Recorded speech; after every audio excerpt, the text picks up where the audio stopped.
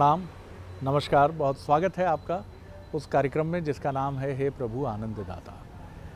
और आज इस कार्यक्रम में एक और चिंतन का सिरा, विषय, बिंदु, आयाम, डायमेंशन ये लेकर हम आपसे फिर भेंट कर रहे हैं, मुलाकात कर रहे हैं। और आज हम जिस विषय पर बात करेंगे वो बहुत ही दिलचस्प है, रुचिकर है और जिज्ञासा उत्पन्न करने वाला भी है। क्यूरोसिटी हमारी बहुत बढ़ जाती है उसको लेकर। विषय ये है कि भीख और भिक्षा में क्या अंतर है।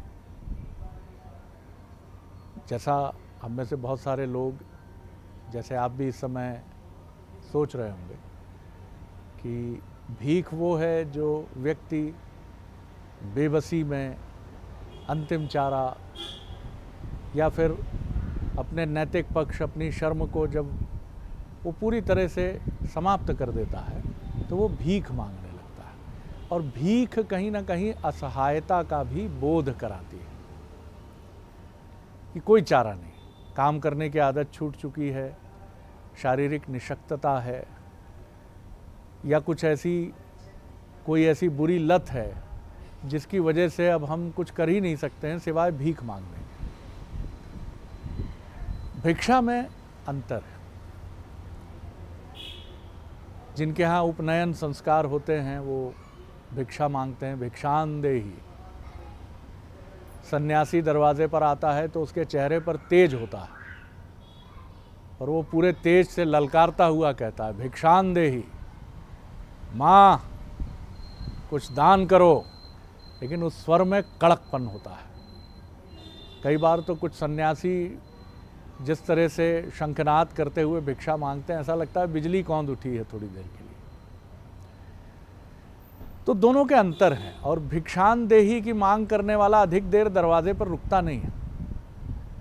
2 बार, 3 बार, 4 बार, ये भी अधिक हो गया तो समझ जाता है कि ये यहाँ कुछ प्राप्त नहीं होगा।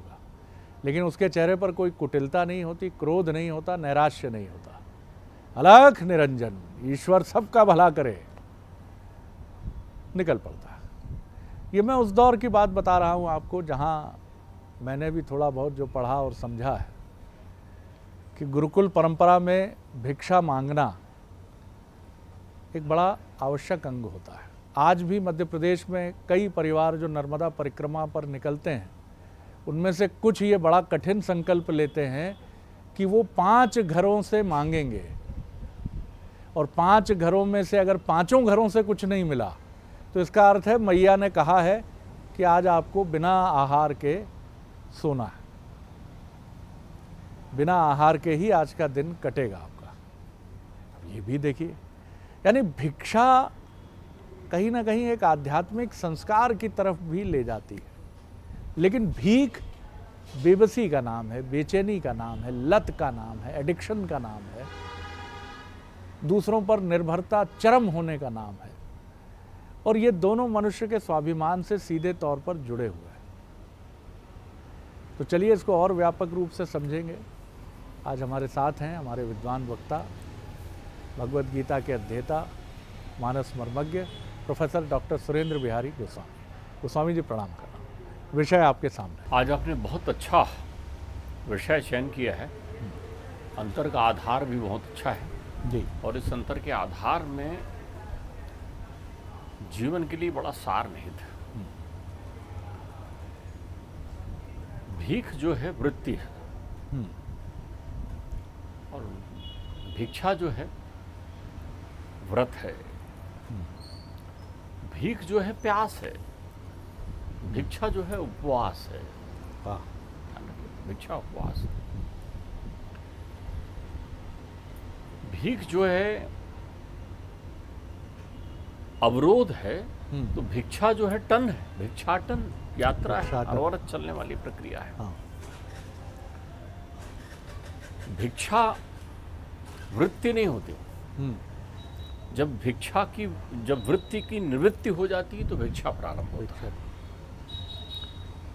मनुष्य अपनी अनंत संभावनाओं के साथ संसार पर आता है। मनुष्य पैदाइशी दातार है,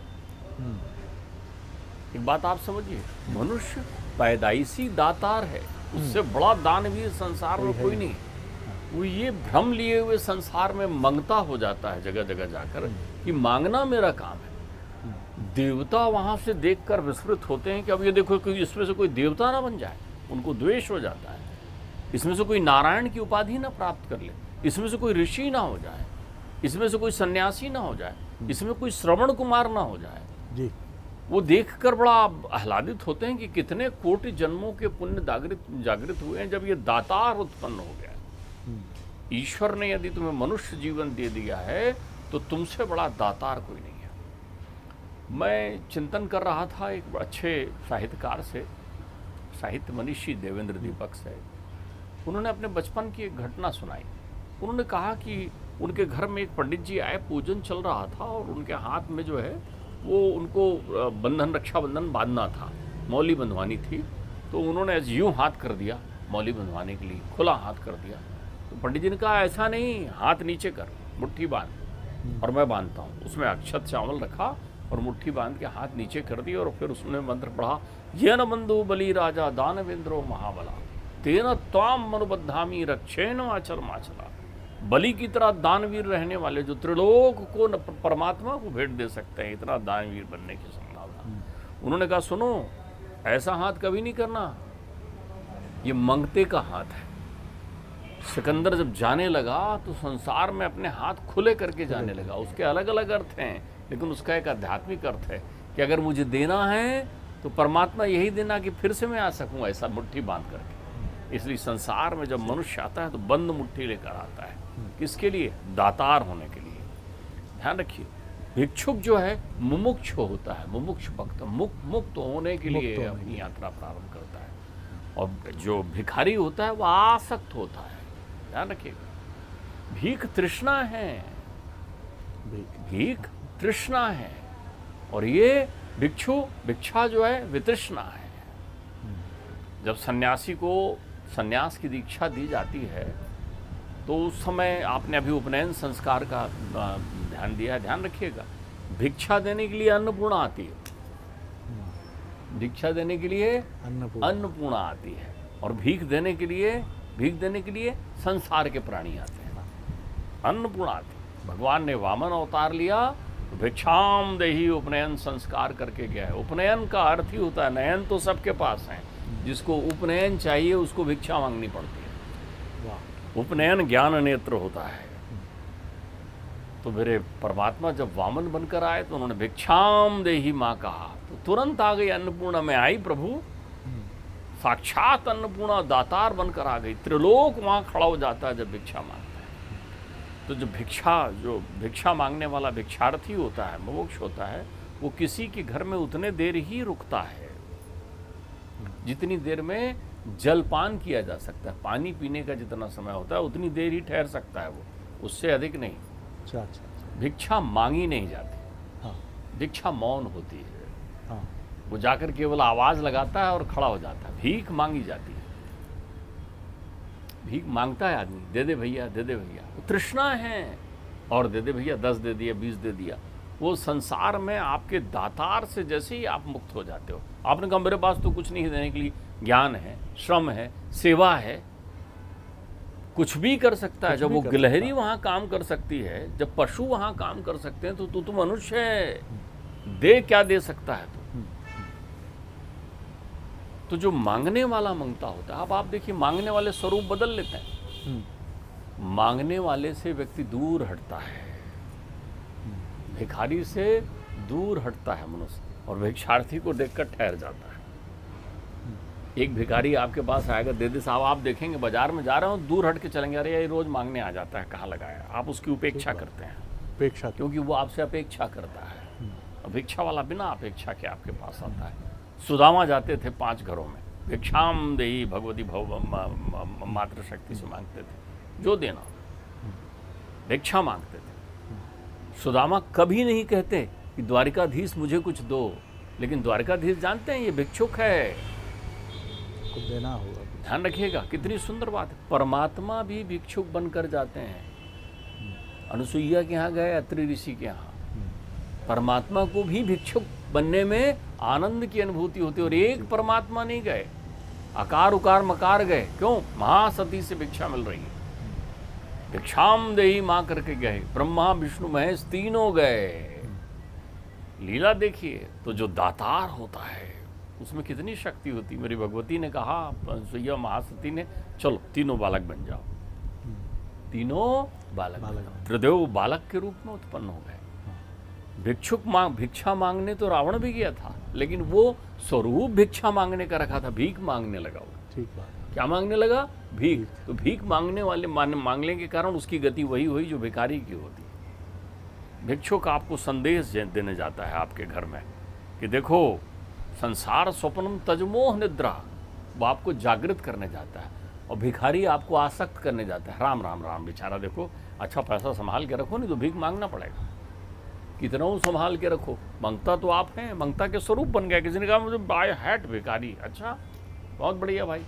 तो देखिए भिखारी के स्वरूप, मंदिर गए नहीं कि भीख मांगना शुरू, बना के भेजा है दातार, लेकिन मंदिर गए तो आपने स्वरूप बदल लिया, ये दे दो वो दे दो। आप नहीं देखते वो बाबा लोग जो आते हैं चारों तरफ, कैसे मांगने वालों की भीड़ रहती, मेरे लड़का पास हो जाए, मेरे बहू ठीक हो जाए, मेरे चमत्कार के पीछे दौड़ रहे हैं चारों तरफ। क्यों? भिखारी बन गए, भिक्षुक बनिए। वो मुमुक्ष पद का पदगामी होता है, भिक्षुक ही ऋषि होता है। भिक्षुक ही ऋषि होता है, ज्ञान प्राप्त करता है संसार सागर में। भिक्षुक मौन होता है, भिक्षुक याचक नहीं होता है, वो कहीं याचना नहीं करता। अरे आप कम से कम परमात्मा के सामने भिक्षुक बनकर ही खड़े होने का अभ्यास शुरू कर दें। आप शुरू कर दें। जब आप मौन बन के परमात्मा के सामने जाएंगे, एक घड़ी के लिए जितनी देर जल पीते हैं, बस परमात्मा को जो देना है अपरिमित रूप से आपको दे देगा। क्यों? आप तो दातार हैं, आप दो ना। आप क्या दे रहे हो संसार में? आपने तो धन को समझ लिया है, वो जो जिसको छोड़ जाना है उससे अपनी तिजोरी भर के रखी हुई है। कुछ नहीं, चाबी का पता भी नहीं बता पाओगे, तोड़ी जाएगी चाबी आपकी। बाबूजी कहते थे कागज के नोट सब गल जाते हैं पानी में डालो तो, जो नहीं गलता वो तुम्हारे पास है। तो ध्यान रखिए, भिक्षा का पथ जो है वो विरक्ति का पथ है, भीख का पद आसक्ति का पद है। जन्म जन्मांतर के भाव जब जागृत होते हैं तब ये वृत्ति आपके अंतर चिंतन में आती है। और आप भक्ति साधना के लिए, ये बहुत अच्छी वृत्ति है, यह अहंकार का दमन करती है। तो शायद जो आप कह रहे हैं उसको मैं इस रूप में भी ग्रहण कर पा रहा हूँ, जैसा आपने बार बार कहा कि भिक्षा जो है वो एक तरह से अपेक्षा मुक्त एक आग्रह है। आप कहीं कुछ चाह नहीं रहे, आप सब कुछ छोड़कर कुछ जीविकोपार्जन के लिए जो बहुत ज़रूरी है, या वो आपके आध्यात्मिक संस्कारों की श्रेणी में है। और भीख तो मजबूरी, बेबसी और आसक्ति का ही नाम है। देखिए, आपने बहुत सुंदर बात कही। भिक्षा में चूंकि विरक्ति होती है तो इससे कोई अंतर नहीं पड़ता कि सामने वाले दातार ने आपको खीर पूड़ी खिलाई है या धन से आपका हाथ भर दिया है, आपके लिए सभी एक गति में होते हैं। जो भिक्षुक होता है उसके पास अलग अलग झोलियां नहीं होती, वो तो जो मिलता है वो एक झोली में डाल देता है, उसे कोई लेना देना नहीं है। ला करके अपने गुरुकुल में पहुंचता है, अपने स्थान में पहुंचता है और रख देता है, ये भाई भिक्षा मुझे प्राप्त हुई है, लीजिए। जो लोग भिक्षा वृत्ति से अपना जीवन व्यतीत करते हैं उनके साथ एक और खासियत हो जाती है, वो समुचित उपयोग की वृत्ति से परिचित हो जाते हैं, उनके पास कुछ अतिरिक्त नहीं होता। एक बड़े सन्यासी ने यज्ञ का आयोजन किया, वो यथार्थ सन्यासी थे, लोक कल्याण के लिए यज्ञ कर रहे थे। उन्हें कहा गया साहब भंडारा लगा हुआ है गुरुजी, और अब ऐसा लगता है कि हमें 3 बोरे गेहूं की और ज़रूरत होगी। उन्होंने कहा देखो परमात्मा जो चाहेगा सो हम करते हैं। एक राजा उनसे मिलने आया, उन्होंने कहा गुरुदेव मुझे भी तो कुछ सेवा बताइए। उन्होंने कहा मुझे 3 बोरे गेहूं की आवश्यकता है, यदि आप दे सकते हो तो मेरे यहाँ भंडारा में। राजा थे, उन्होंने 300 बोरे गेहूं उनके यहाँ भिजवा दिए। शिष्य आया खुश होकर, साहब 300 बोरे गेहूं आ गए। अरे उन्होंने कहा एक काम करो, अपने को 3 बोरे चाहिए थे, 3 लो और 297 बोरे उन्हें वापस कर दो। उन्होंने कहा गुरुजी मान लो भविष्य में जरूरत पड़ जाए। अरे बोले जिसने 300 भिजवाया वो भविष्य का भी ध्यान रखेगा, भाई मुझे तो 3 बोरे ही चाहिए। भिक्षा में संग्रहण नहीं होता, भीख में संग्रहण होता है। भीख अनवरत चलते रहता है, भिक्षा समाप्त हो जाती है। क्योंकि भिक्षा उत्पन्न होती है तत्कालिक रूप से, और उस क्षण जल पान किया और भिक्षा खत्म। भीख तो जल पीने के बाद में फिर उत्पन्न होती है कि अरे कुछ खाने के लिए कह देते हैं हमको। भीख तो फिर उत्पन्न होती है, कुछ कपड़ा भी मिल जाता हमको। तो जो लोग भीख मांगते हैं वो अपने दातार का अपन भूल लेते हैं, वो जन्म जन्मांतर तक भ्रमण करते हैं, वो तब के हैं। ठीक है। और भिक्षा मांगने वाले आपके होते हैं जिनमें ये वृत्ति आ गई, ये प्रवृत्ति की ओर उनके चरण पहुंच गया, तो ये समझ लीजिए जीवन उनका आनंद आनंद का होता है। लेकिन ध्यान रखिए, भिखारी वही नहीं है जो सड़क में आपसे भीख मांगता है। ये आपको आत्मचिंतन करना पड़ेगा। जहाँ जहाँ अपेक्षाएं हैं, जहाँ जहाँ तृष्णा है, वो सब भीख का ही स्वरूप है। बहुत सारे लोग अच्छे अच्छे कपड़े पहनकर भीख मांगते हैं, न मांगे तो उनके अंतर वो वृत्ति चलते रहती है। मैं कह रहा हूँ भिक्षा की वृत्ति भी यदि तुम्हारे अंतर चिंतन में आ गई तो संतोष आ जाएगा तुम्हारे जीवन में, और तुमसे धनी कोई नहीं होगा। ठीक बात है। आचार्य शंकर से किसी ने पूछा था ना कि कोआ दरिद्रो ही विशाल तृष्णा, तृष्णा ही भीख है। श्रीमंत को यश, और कौन श्रीमंत है? तो उन्होंने कहा कि जिसके जीवन में संतोष है। तो संतोष जो है भिक्षा वृत्ति है, तृष्णा जो है भीख है। तो आज संपूर्ण सचराचर सृष्टि के जितने लोग हैं वो भीख पथ पर चल रहे हैं। वो अपने स्वरूप का भान छोड़ करके रूप की आसक्ति में चल रहे हैं। ध्यान रखिएगा, भीख शरीर है, भिक्षा मन है। तो जैसा डॉक्टर गोस्वामी ने बहुत सुंदर बात कही है कि भीख और भिक्षा का जो अंतर है वो बहुत ही महत्वपूर्ण है। ये आवश्यक नहीं है कि भीख मांगने वाला हर व्यक्ति धर्मस्थल के आसपास ही नज़र आए या सिग्नल्स पर नज़र आए। भीख मांगने की वृत्ति मनुष्य का एक बहुत ही अनिवार्य हिस्सा भी कई बार बन जाती है। कई लोग इसी को सफलता की सीढ़ी मान लेते हैं।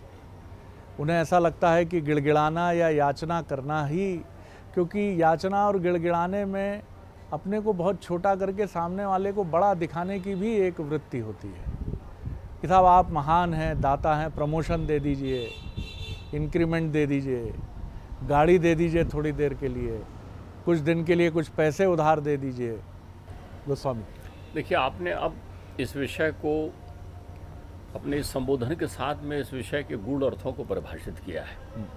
हमारे श्रोता ये ना समझें कि जो लोग भिक्षा वृत्ति के लिए या भीख मांगने के लिए आपके घर के आसपास निकलते हैं, हम सारा चिंतन उनके लिए कर रहे हैं।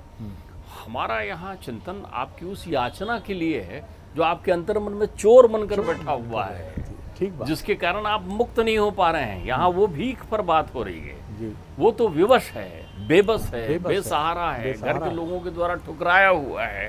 वो क्या करे? उसके पास बैठकर उसको थोड़ी समझाओगे जाग तू बहुत बड़ा दातार है, वो कहाँ समझेगा? वो रोगी है। ध्यान रखिएगा, रोगी, शरीर का रोगी भीख मांग रहा है, लेकिन मन का योगी भिक्षा मांग रहा है। बात उसकी नहीं है। अब यहाँ पर हम दूसरे स्वरूप में आ रहे हैं, जो हमारा मूल उद्देश्य है कि हम याचक नहीं हैं जीवन में। परमात्मा से हमारी प्रीति का मुख्य आधार याचना है हमारी, इसलिए हम सब भिखारी हैं। उसने बना के भेजा है दातार, लेकिन कभी उसको धन्यवाद देने का प्रयत्न ही नहीं किया, पूजा ही नहीं की। जन्म जन्मांतर निकल गए। आप क्या बात कर रहे हो? कोई व्यक्ति पूजा नहीं करता, कोई बिरला है सौभाग्यशाली जो पूजा करता होगा। पूजा का अर्थ है कि तुमने मुझे इतना धनवान बनाया, मैं कैसे मन से तुम्हें धन्यवाद दूं? क्या तुमने धन्यवाद दिया कभी ईश्वर को?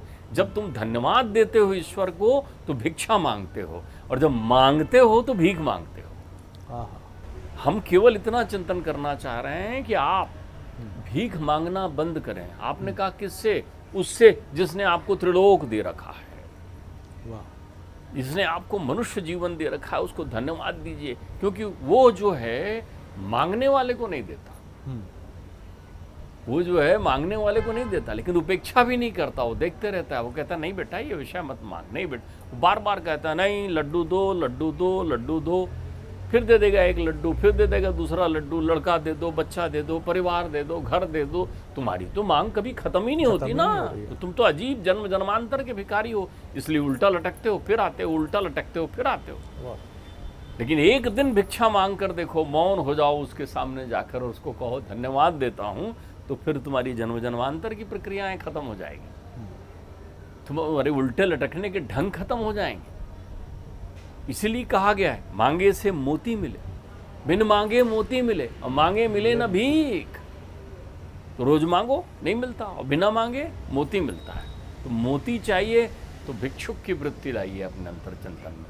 और भिक्षुक वही होता है जो सब त्याग करके निकलता है। बुद्ध बने भिक्षु, ठीक बात है। विवेकानंद बने भिक्षु, सब छोड़कर निकलता है। आचार्य शंकर बने भिक्षु।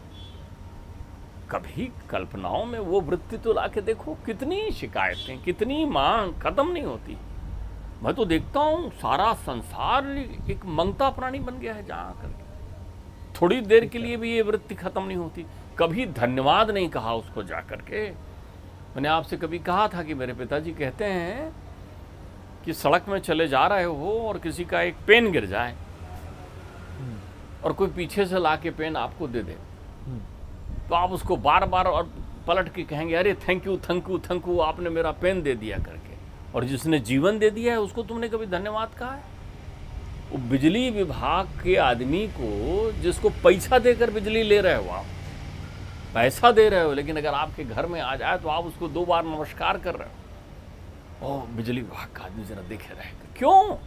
क्योंकि तुम्हारे अंतर चिंतन में वृत्ति ही भिक्षा की भरी हुई है, भीख की भरी हुई है। जिसने आकाश दिया, जिसने गगन दिया, जिसने प्रकाश दिया, जिसने जल दिया, जिसने जीवन दिया, तुम कितने बड़े दातार बनाया तुमको, और तुम वहां बैठ करके बस भीख मांग रहे हो रोजीना। हम उस भीख की बात कर रहे हैं, ये वृत्ति वही है। नहीं तो कहीं ऐसा ना हो लोग समझ जाएं कि आज शरद जी और गोस्वामी जी बैठ करके वो भिखारियों के विरुद्ध में शंखनाद कर रहे हैं। वो तो संसार के वो बेबस दीनहीन प्राणी हैं जो अपना भोग रहे हैं। हम आपकी वृत्ति पर चिंतन कर रहे हैं, मनोवृत्ति पर, कि आप में कब ये भीख की वृत्ति खत्म हो जाए, कब आप याचक से हट जाएं, कब दातार की अनुभूति करने लगें, और कब आप उस भिक्षा की वृत्ति को समाहित कर लें अपने अंतर चिंतन में, जिससे आप कह सकें कि मैं उससे कुछ नहीं मांगता। खड़े तो हो जाइए, आवाज तो लगाइए। यही सबसे सुंदर बात है। और गोस्वामी जी की इस बात से मैं सोच रहा था कि एक भिक्षुक को अगर गरिमा में जीवन यापन का कोई विकल्प दिया जाए तो वो सुधर जाता है। लेकिन कोई भीख मांगने वाला अगर भिक्षुक का स्वांग कर रहा है, उसको कैसे सुधारा जा सकता है? और शायद इस जगत में अधिकांश श्रेणी ऐसे ही भिक्षुकों की है जो स्वांग कर रहे हैं कि वो भिक्षुक है।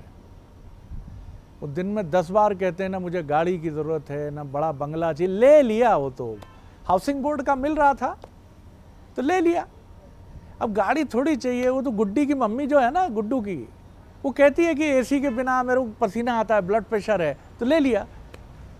यानी किसी की टोपी किसी के सर। प्रेम नहीं मिला, भैया नाराज हो गए। मैं तो बहुत प्रेम करता हूँ। अरे भैया, तुम्हारे जैसा भिखारी तो पूरी दुनिया में नहीं मिलेगा। तुम प्रेम करते हो, उधर से प्रेम नहीं है तो चाकू लेके ढूंढ रहे हो। कोई और वितंडावाद खड़ा कर दिया। यानी तुमसे बड़ा निकृष्ट प्राणी कोई होगा? भिक्षुक ईश्वर से मांगता नहीं है। भिक्षुक में यह आत्मविश्वास होता है, तुम तो मेरे माता पिता हो, तुम नहीं करोगे तो कौन करेगा, मैं क्यों मांगू? पेट दिया है, जीवन दिया है, तुम ही गरिमा से निर्वाह करोगे। इतने निष्ठुर थोड़ी हो तुम। आप और हम जरा टटोलें अपने मन को। क्या यह आत्मविश्वास हमारे भीतर है? याचना से भरा, ऐसा लगता है जैसे हम अपने माता पिता के सामने स्वांग करते हैं, बॉस के सामने स्वांग करते हैं, बंधु बांधवों के, अरे भैया बहुत कष्ट है, थोड़ा सा कुछ कर दे। ऐसे ही ईश्वर के सामने है साहब। खड़े हो गए, जितने अश्रु थे निचोड़ के आंखों में प्रकट कर लिए, हे भगवान अब तू ही कर।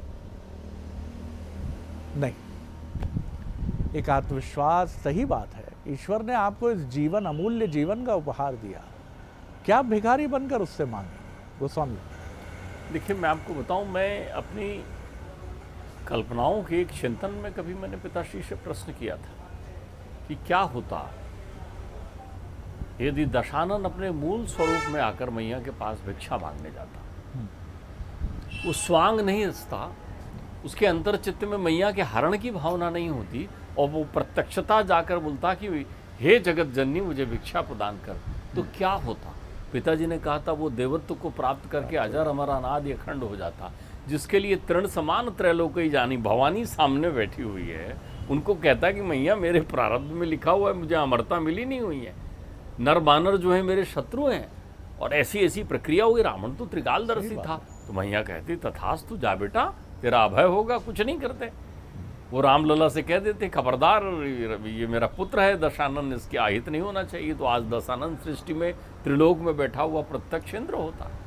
तो हमारी जो अंतर्मन की व्यवस्था है वो हमें दो पथ देती है। एक भिक्षा का पथ देती है जिसमें मांगा नहीं जाता, बिल्कुल सही, जिसमें उपस्थित होकर केवल कहा जाता है, पुकार लगाई जाती है कि देखो परमात्मा मैं आ गया, तुम्हारे पथ पर हूँ, खड़ा हो गया हूँ। बिल्कुल सही है। एक वो है जिसमें मांगा जाता है, और जब जब आप मांगते हैं तब तब आपको मिलता नहीं है, बिल्कुल सही कहा। और जब जब आप नहीं मांगते हैं तब तब आपको प्राप्त हो जाता है। सुपथ और कुपथ, इसको इस रूप में भी समझिए। भिक्षुक जो है वो सुपथ का मार्ग है, और भीख कुपथ है।